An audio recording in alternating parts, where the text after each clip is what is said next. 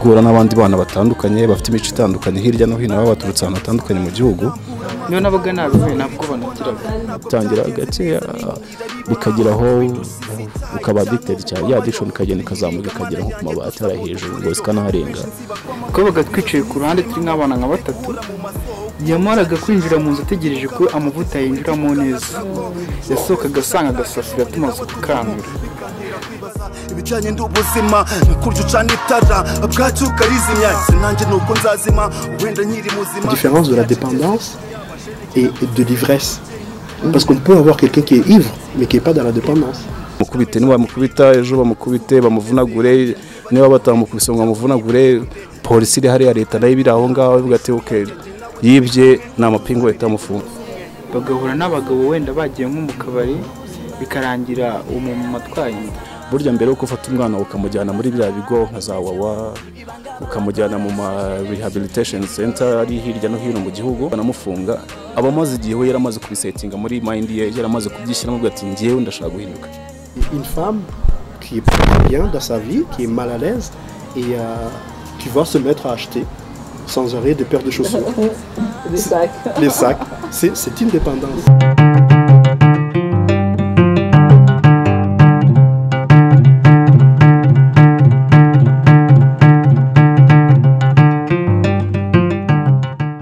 C'est-à-dire que les médicaments qu'on donne aux alcooliques, aux gens dépendants de quelque chose, c'est le même médicament qu'on donne aux malades mentaux? Moi je pense que le traitement est différent de la personne. Un malade alcoolique, un toxico, s'il n'a pas de troubles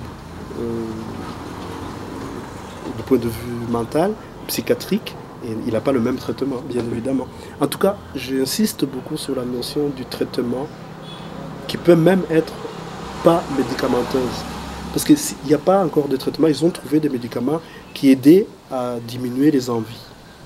Comme le baclofen, c'est un médicament qui n'était pas fait au départ pour les alcooliques ou les toxicos, mais on voyait quand les patients le prenaient, l'envie diminuait. Le claving, ce qu'on appelle le claving, c'est cette envie de compulsive. Ça joue sur le... Parce qu'on a bien dit que c'est quand même un déséquilibre au niveau des neurones. Parce qu'il y a au niveau du cerveau, il y a le cerveau de la zone de récompense. Je vais me récompenser. Ça. Ouais. Mais moi j'insiste beaucoup du traitement qu'on donnait à ces patients qu'on avait. C'était beaucoup plus vaste. C'est lui qui était dans un environnement alcoolisé, qui ne pouvait pas lutter contre ça, on le sortait de son contexte. Il venait passer des moments hors ces endroits-là. C'est là que tu peux le questionner. Si c'est son histoire personnelle et du vécu douloureuse ou un manque affectif comme tu l'as dit tout à l'heure, parce que c'est quelque chose qui touche pratiquement, voilà, on va travailler plutôt avec les psychologues, les psychiatres pour aller l'enfant ou la personne va venir parler de ce mal-être.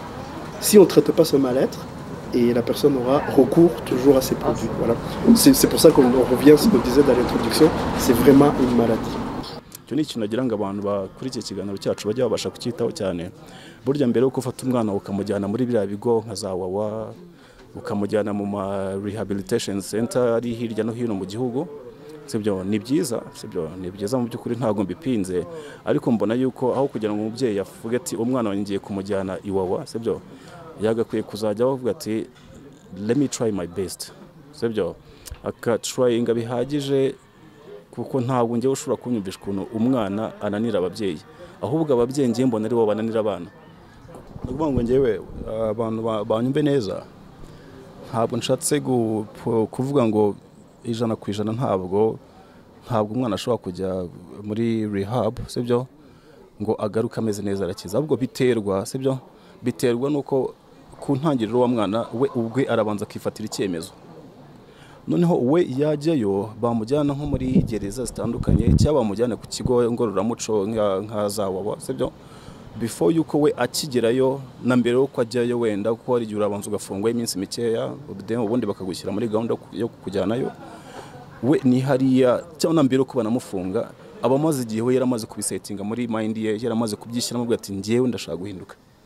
Bino bintu dore bimaze kungera aha narabirambiwe, nasebeje umuryango wanjye iwacu ntibakinyumva, mama wanjye agiye kuzicwa n'agahinda kubera njyewe sibyo. Umunsi nabonye amahirwe byibuze yo kuba najya ahantu nkamara nk'amezi 3 cyangwa 4 ntabinywa, ni ukuri kw'Imana nzagaruka narabiretse. Urumva abo bana baba batandukanye, hari uwo ngubo ujya gufungwa nawe ubwe yarabirambiwe, abona n'amadega yose amaze gukorera famiye, abona amadega amaze gukora societe, abona ibintu byose kwawe isi yamuguyeho. Ati Mana yanjye umpa amahirwe nkajya nkano nkamara nk'umwaka, nazagaruka nsaba imbabazi nkongera nkaba umwana mwiza. Hakaba na wa wundi uwe noneho we nibwo waracyabikunze cyane, ntashaka n'ikintu cyatuma amara isaha imwe atarabinywa cyangwa akamara umunsi atarahana aza kuyibona. So urumva baba batandukanye, yakora ishoboka byose akayibona. So uwo mwana rero nanjye ndi muri abo ngabo, nafunzwe igihe kigiye mvuga nti ibintu umunsi ndicara nicara nkavuga ati ubundi niba amarozi bavuga boho nanjye n'abantu bandoze, n'abantu bari barandoze mani bagatuma ntakaza umwanya wanjye imyaka 5-6 y'ubuzima bwanjye, ni nkaho ntari ku isi muri make. En fait, ici, c'est quand quelqu'un, on le prend avec la marijuana ou avec la cocaïne, je sais pas quoi, on le condamne, on le met en prison. Cette manière punitive, au lieu d'être dans le soin, c'est un manque d'information par rapport à cette maladie. C'est quoi exactement? Bien évidemment, dans tous les produits qu'on a décrits, il y a des produits en vente libre qui ne sont pas illicites. Mais si la loi de n'importe quel pays interdit la consommation, et donc on peut penser que pour certains patients, certaines personnes qui ont des difficultés avec ce produit, le fait que c'est une règle posée, ça interdit, ça pousse les gens peut-être à le consommer en cachette, mais ça ne soigne pas. On ne respecte pas la loi qui est donnée. Il y a des gens qui sont dans une obligation de soins. Il y a des gens avec qui ça peut aider de s'arrêter à un moment donné, mais ça ne suffira pas. Nakwiye kubanza kukubwira yuko cyane cyane nk'ani wacu mu Rwanda, niho nakwibanda cyane ko niho ntuye, usanga ababyeyi hari ababyeyi dufite barambirwa vuba,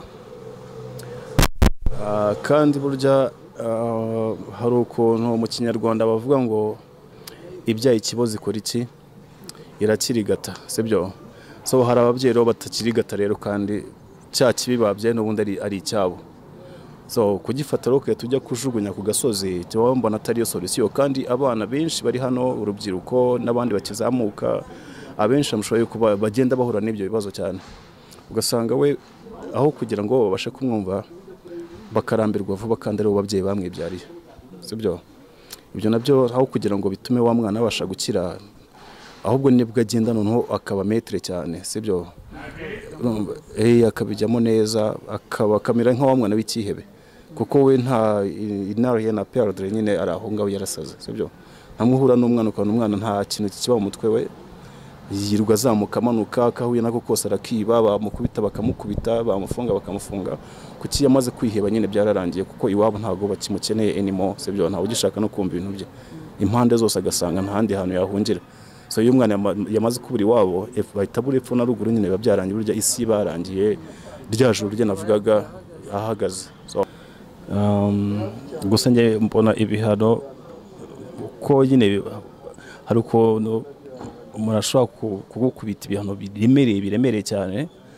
So kuri ngewe mbona ubaye victime nyine, wenda kugira ngo n'abandi wenda bari inyuma bashaka kumera nkawe, cyangwa bashaka kubicuruza cyangwa kubinywa, barebereho bagira ubwoba babireke numva. So ni gutyo nyine system ni gutyo bimeze numva. Ariko naho ngo nge narindi nagerageza gusobanura nkubwira sibyo, nkubwira mbere yuko nyine twisanga muri ibyo bihano, ko ibihano ntawe wabicikira birahari sibyo.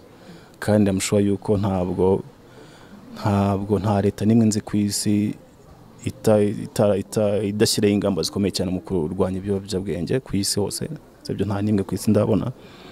So mbere yuko twebwe twisanga muri iyo nzira, twisanga muri za court room, twisanga mu majel atandukanye ahantu hose, byagakwiye nyine kuvuga ngo message ya mbere njyewe nka nashaka gutanga ni ya message nyine ibyo twari tumaze kuganiraho byose, bigomba kujya bihera mu rugo numva mbere yo kubizamo abayobozi bizamo inzego zitandukanye n'iki byagakwiye kuzajya bihera muri famiye ko umuntu ntabwo agira famiye gusa ya papa na mama umuntu agira famiye nini sebyo aba oncle aba inshuti z'imiryango sebyo umuntu afite umuryango munini cyane sebyo inshuti n'abavandimwe bose inshuti n'abo bose ni famiye sebyo byagakwiye kuzajya bihera aho ngaho mbere yo kubijya sebyo ya kandi ni ibintu bishoboka cyane burya umuntu iyo umuntu wamweretse urukundo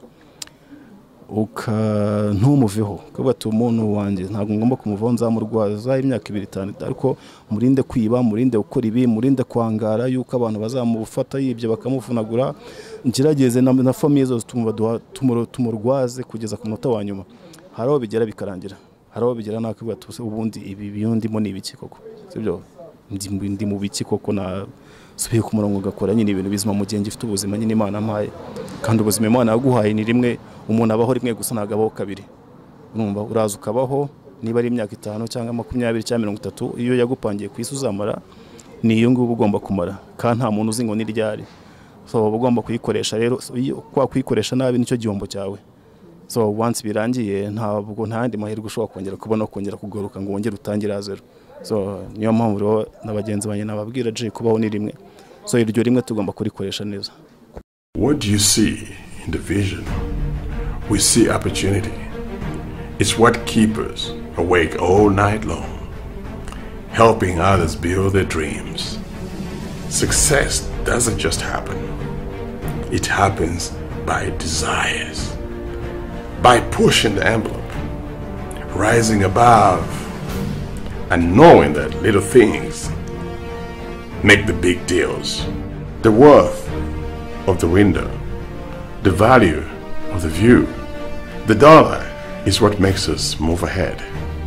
It's finding a name, building a brand, creating the buzz, and selling the dream.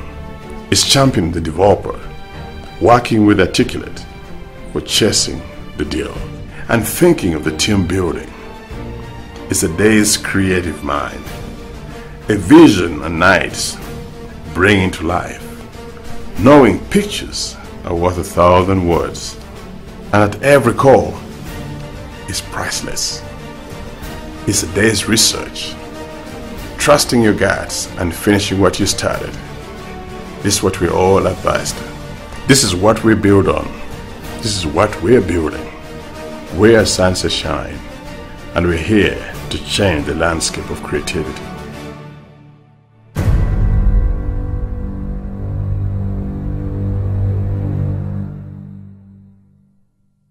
Comment pensez-vous qu'on peut prévenir ou protéger nos jeunes pour ne pas tomber dans ces pièges dans lesquels la plupart sont? C'est intéressant comme question de savoir comment on peut prévenir, donc partir un peu plus tôt, avant que la personne soit dans la dépendance proprement dite. Ce qui pourrait être bien avant notre discussion, c'est qu'on peut essayer de décrire à peu près cette notion, ce sujet qui est dépendance, qui est très vaste, qui est très complexe. Et c'est tout simplement parce que souvent on s'arrête sur le produit. Moi je pense que si on parle de la dépendance, on doit essayer de travailler sur 3 items. On peut aller d'abord comprendre qu'est-ce que c'est la dépendance. On peut venir sur la prévention, c'est important parce que tu parlais de jeunes. Et on peut aussi soigner. Je pense qu'on ne peut pas accompagner si on manque ces 3 items-là. C'est quelque chose qui est très très important. Moi je pense que comme l'année dernière, ici à Kigali, au Rwanda, j'avais vu ce programme qu'il y avait. On surveillait les gens par rapport à la consommation au volant. Et j'ai vu des panneaux dans des lieux où on commercialise l'alcool, interdit aux moins de 18 ans. Ça, c'est des interdictions, ça fait partie de la prévention. Je pense, par exemple, ton émission, de pouvoir en parler, c'est un volet de prévention parce qu'on en parle. Hein? Les gens qui ont affaire à des enfants, soit le ministère de la Santé ou le ministère de l'Éducation nationale, et de pouvoir en parler pendant les cours. Et moi je me rappelle, on faisait des classes d'information sur des conséquences de produits chez les jeunes de moins de 14 ans, dans les activités sportives par exemple. On ne pouvait pas voir un stade de foot ou une école très proche d'un bar. Donc ça, c'est de la prévention. Et puis, en tant qu'adulte et en tant que parent, c'est important aussi de pouvoir en donner l'information. Pas uniquement être dans l'interdiction, parce qu'un jeune de 14 ans, un adolescent, si tu lui parles d'un produit comme quelque chose de très mauvais, sans avoir de dialogue avec lui, et tu lui fais... En fait, ça peut le pousser plutôt à aller tenter. Voilà. La meilleure prévention, une des meilleures préventions, je pense que c'est la communication. Et parce qu'un enfant il va pas sur le produit d'une manière, il peut y aller comme ça, tenter, mais il ne va pas comme ça. C'est un mal-être quelque part qui doit aller soigner, qui doit aller apaiser. Donc dans la prévention, et manque d'affection, manque d'écoute, manque d'approche, manque d'accompagnement, c'est ça qui peut amener. Donc il faut aller en amont. La prévention, ça se travaille un peu plus en amont. Voilà. Il y a l'interdiction, mais il y a aussi la parole. Ça veut dire les gens qui ont affaire à des enfants, et soit les enseignants, c'est important d'en parler. Et je pense qu'au sein d'une famille aussi. Voilà. Vous allez voir un enfant qui va consommer parce que des fois il a un manque de confiance. Okay. C'est peut-être aller plus près de pourquoi tu as consommé, qu'est-ce qui t'amène à consommer. Okay. Voilà. Là on est dans la prévention. Voilà, on peut le punir parce qu'il a fait quelque chose de pas bien, mais, ça suffit pas. En parlant avec lui, ça peut l'aider plus. Ça suffit pas. Okay. Là, on parle de produits, mais quelqu'un qui est toute la journée dans son travail, qui n'arrête pas, qui ne respire pas, il est dans une espèce de dépendance. Voilà. En tout cas, c'est intéressant même d'avoir des fois des discussions comme ça. C'est extrêmement préventif. Parce que du coup, ça tombe dans l'oreille de quelqu'un et qui peut être touché. À mon avis, dans le soin, en tout cas en tant que thérapeute, on ne doit pas être dans le jugement. Voilà, parce que des fois c'est sale. On parle de la dépendance. On n'a pas parlé de la différence de la dépendance et de l'ivresse. Parce qu'on peut avoir quelqu'un qui est ivre, mais qui n'est pas dans la dépendance. Quelqu'un peut sortir, boire, plus que ce qu'il en faut, et tu le vois. Et l'alcool a altéré ses fonctions et son équilibre, mais il n'est pas forcément... Il a une relation avec l'alcool, il est ivre, mais on peut avoir quelqu'un qui est alcoolique, mais que tu ne verras jamais ivre. Parce qu'il maîtrise... voilà. Ça, c'est très intéressant à voir, parce que du coup, on ne peut pas voir quelqu'un qui est dans la dépendance et faire comme si on ne voyait rien, parce qu'on ne l'a jamais vu tomber. Il ne fait pas honte, mais c'est très délicat. C'est très délicat. C'était important qu'on puisse en parler de ça. Voilà. C'est pas parce que je vois quelqu'un qui est ivre, quelqu'un qui ne consomme pas d'une manière régulière, qui peut aller dans une soirée. Non, mais quelqu'un qui ne consomme pas d'une manière régulière, rien qu'un petit peu, ça le suffit. Voilà, c'est ça. Tandis que celui qui a l'habitude de consommer, il faut des bouteilles et des bouteilles. Voilà. Ou c'est continu, parce qu'il a besoin de ce dosage-là. Ouais. C'est qu'il a bu la veille, il en a besoin le lendemain, parce que son cerveau lui demande, son corps lui demande, il est en manque. Et il y a des conséquences. On peut voir quelqu'un qui a cassé sa voiture, quelqu'un qui a oublié d'aller à son travail. Et puis l'alcool ou ces produits-là ont quand même des conséquences sur notre propre santé. Et quelqu'un qui boit beaucoup d'alcool, bien évidemment aussi que son foie peut être touché.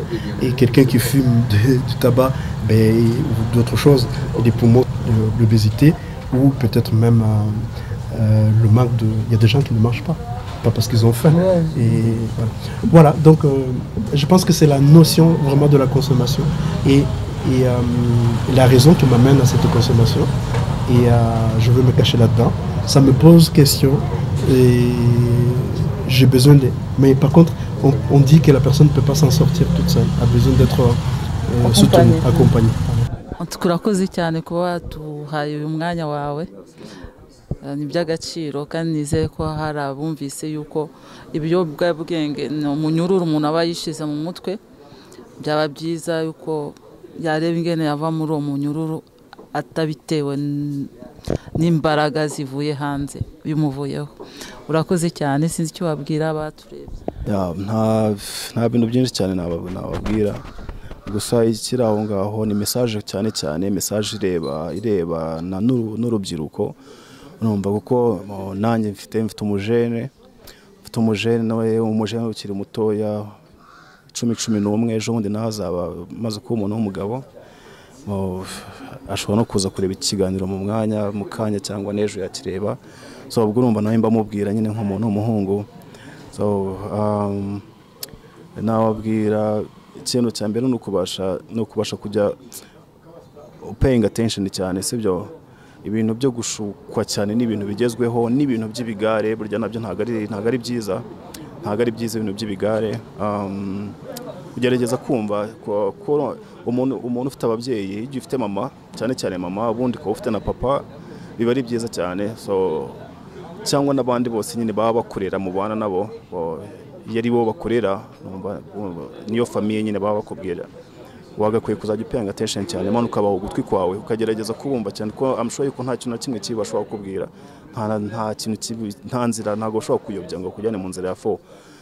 So wowe ahubwo ujye ugerageza kureba inshuti, sibyo inshuti burya ni ikintu gikomeye cyane mu buzima, ko no mu rugo of course ntago bashobora kubuza inshuti. Numva umenye abo mugendana, umenye inshuti, ukavugatse abangaba okay ndabakunda twarakuranye, wabona utangiye kujya mu tuntu tutugesogeso, tuntu two gukwigisha ibintu ubona mu rugo badashaka, ugerageza wibuka kuvuga ati ibi negeze no kwibona mu kiganiro Pfla bimbwiye ko atari fresh, kandi uzasanga no mu rugo iteka ryose ari cyo kintu nawe baba bakubwira, sibyo. So ndabivuga rero nk'umubyeyi nanjye, so icyo kintu rero mukuba mugomba kucyitaho cyane, sibyo. Mujye mugerageza nange mufashe n'ababyeyi kandi mubumve cyane, sibyo, mubafashe rwose, mubumve ko nibo mufite. Iyo umaze kubabura uba wabuze byose. Urumva iyo umuntu yabuye umwana abuze ababyeyi, n'umuntu mukuru yabuze ababyeyi, burya abuze ikintu gikomeye cyane mu buzima bwe, biba binarangiye, sibyo. Kugira ngo azongere kwiroturuva biragoye cyane, sibyo. So munyumve neza rero, sibyo, ntabwo ibiyobyabwenge nta herezo ryiza bigira.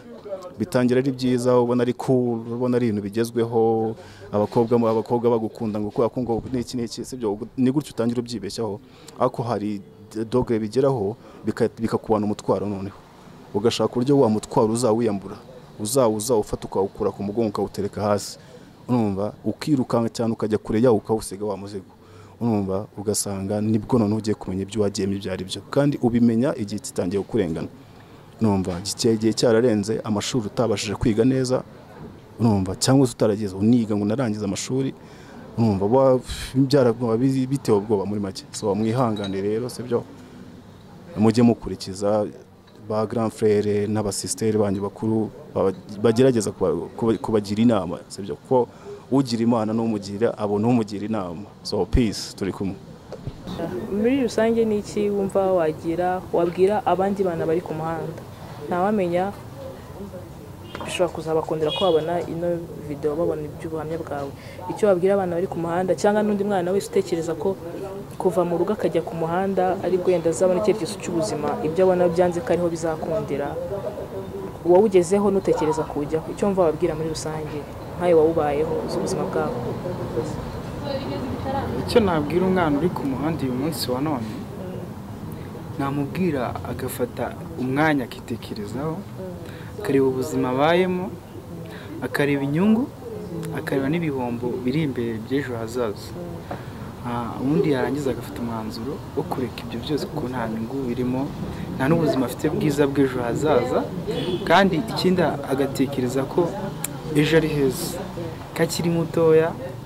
Ikindi agatekereza kubana neza n'abandi bantu, ingeso arimo zose zo kwiba, zo kunywa ibiyobyabwenge akagerageza, agasenga, Imana ikamufasha akabireka.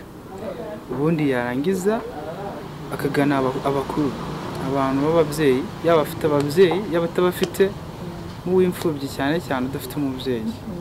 Hari abantu bagira imitima myiza, bafasha abana baba ku muhanda, bakabaganiza, bakabagira inama, mbese bakabitaho, bagahindura ubuzima bwabo, nabo bakaba muri komite y'abantu, nibwo mbese niyo nama nabagira, nibwo ubuzima nakwifuza ko bajya muri uyu munsi wa none, ko bava mu byo barimo, ubundi bakagana ubundi buzima, ejo ni heza.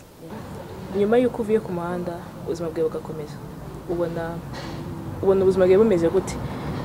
Ubona ikihe cyerekezo cy'ahazaza, uva ufite izihe nzozi? Uyu munsi wa none ndi umuhungu utekereza neza, ufite ubwenge, wenda nta butunzi mfite uyu munsi, ariko niyo nicaye ngitekerezaho, mbona mfite ubwenge, mbona mfite ejo heza, kubera ko nta cyangije ubwonko bwanjye. iki kiyobyabwenge cyari kwangiza ubwenge bwanjye nagize amahirwe yo kubireka nkiri muto cyangwa se yo kubivamo nkiri muto. Uyu munsi wa none mbona ejo ari heza cyane. Ejo ni heza, ejo ntekereza ko cyose ejo hazaza ntekereza ko nzavamo umuntu ukomeye, ntekereza ko nzavamo umuntu w'umucuruzi, nkaba umuntu ucuruza nkagira ubutunzi buzajya bufasha n'abana bari ku muhanda n'abandi bose bafite ubushobozi bukeya. Mu bushobozi nzaba mfite cyangwa se ko umutima uzanshoboza gufasha abantu, nzavamo umuntu ukomeye bitewe n'ukuntu niyumva. Ejo ni heza. Niyo nama wumva wagira ababyeyi ukurikije ubuzima ubona abana bo ku muhanda babayemo? Inama nagira ababyeyi nkurikije n'abana bajya ku muhanda n'impamvu bajya ku muhanda, nagira inama ababyeyi kubegera bakabitaho bakabakunda, mbese buri ko bwije n'uko bukeye bakamenya ubuzima bwabo, bakabasha kubereka urukundo nyine rutandukanye n'urw'umwana uri ku muhanda. Nicyo kintu nabasaba, urukundo rurenze cyane ku bana babo nyine bakabitaho kuko baba bari ababyeyi babakunze. Turagushimiye cyane. Murakoze cyane. N'ibitekerezo byanyu birakenewe. Nko muri iyi video ijyanye na dependance aribwo batwa mu Kinyarwanda, nibaza ko hari abantu babirimo wenda biza gufasha, cyangwa abantu babivuyemo bafite kugira icyo babwira abantu bakibirimo. Donc ayo makomantere yose n'inyungurabitekerezo zanyu turazikeneye, kandi no kutwungura ibitekerezo deja n'ubufasha buhagije. Namba hari n'andi matopiki mubona yajyana n'iki kiganiro cyacu kitwa ujya gukira indwara irata, c'est bienvenu, turabyakira kabisa, nabyo byashima. Murakoze cyane. Nsubire mu mwobo sibyo nkwige great indishya none asano between God and evil. Inzovu y'umukara nkunyonga nakugiyemo nk'indazi Satan Domingo, nducire mu kasku ndogere mama, amata y'inshike ateruye inkongoro, kutaboneka muri awadi ntibimbuza gukora cyane nk'amakavera ataramenya ibizamubaho. MUGO turamamaza horo zidukomeza roho, pafu pasifegi n'agahafu zipande wivure losto, umutagatifu wa Nyarugenge tugenda bucece twera imini nyende zaciye akenge, responsible for so many, nashimwe nkeneye muzamenya nimba mu bukene, excellent element mais dangereux. You wanna